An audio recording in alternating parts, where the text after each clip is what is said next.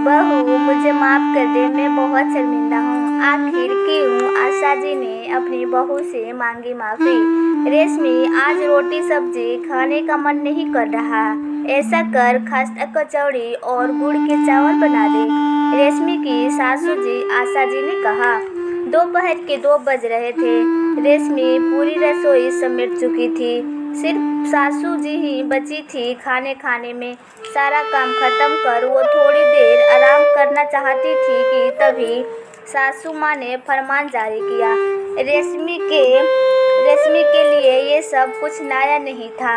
उससे तो अब आदत हो गई थी। उसकी सासू माँ खाने पीने की बड़ी शौकीन थी और रेशमी के हाथ में तो वाकई अन्नपूर्णा का वास था। चल दी रेशमी रसोई की ओर, ये सोचते हुए कि थोड़ी देर का आराम ही गया। थोड़ी देर बाद उसके बच्चे स्कूल से घर आ जाएंगे तो कहाँ कोई काम या आराम हो पाएगा। सासू जी की फरमाइश पूरी करने के बाद बच्चों का नाश्ता, फिर रात के खाने की तैयारी, बाकी सारे काम, घर के काम, बच्चों का होमवर्क इत्यादि करते हुए रेशमी को सोने में रात के 11:30 बज गए। अगले दिन फिर वही भाग दौड़ उठ गई। रेशमी 5 बजे और दिन की तैयारी में लग गई। आज रेशमी की देवरानी प्रिया घर आई थी। आज सासू जी ने फिर पूरी खाना बनने के बाद फिर पकवान की फरमाइश की। बना तो दिया रेशमी ने, लेकिन आज उसे इस बात का बुरा लगा कि सासू जी सिर्फ मुझसे ही क्यों बनवाती है। पकवान कभी प्रिया को भी तो कह सकती है। रेशमी की देवरानी प्रिया नीचे वाले फ्लोर पे ही रहती थी।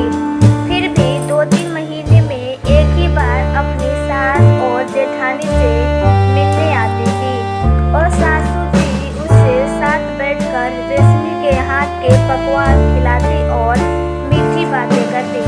प्रिया ऑफिस जाती थी और रेशमी घर पर रहती थी तो सासू जी कहती थी कि प्रिया थक जाएगी, क्या करेगी।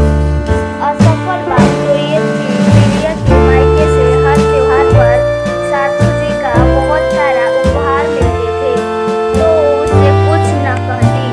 रेशमी के मायके वाले पैसे से उतने मजबूत नहीं थे तो ज्यादा कुछ कर न पाते। रेशमी को ये बात पता थी पर वो कुछ बोलती नहीं थी।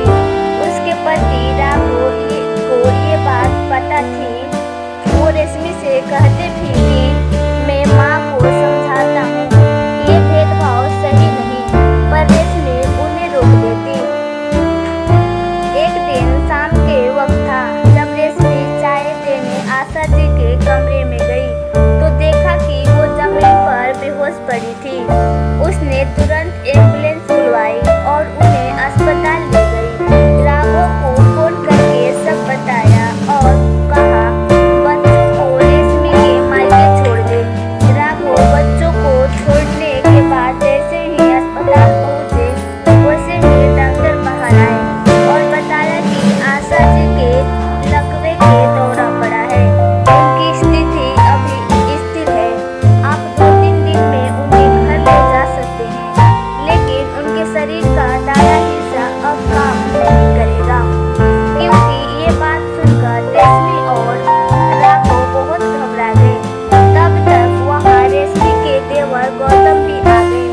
गौतम की सारी बात बताई तो वो फूट कर रोने लगा। राघव ने उसे संभाला और कहा, संभाल अपने आप को, छोटे माँ को अब हमें मिलकर संभालना है। प्रिया ने कहा, गौतम क्या कहता। जब उसे प्रिया को फोन किया तो प्रिया बोली, तुम सब हो ना वहाँ तो मैं आकर क्या करूँगी, और तुम जानते ही हो अस्पताल जाकर मैं बीमार पड़ जाती हूँ। ऐसी बात सुनकर गौतम ने आगे बिना कुछ बोले ही गुस्से में फोन काट दिया। बाद में आएगी भैया, आप बताइए क्या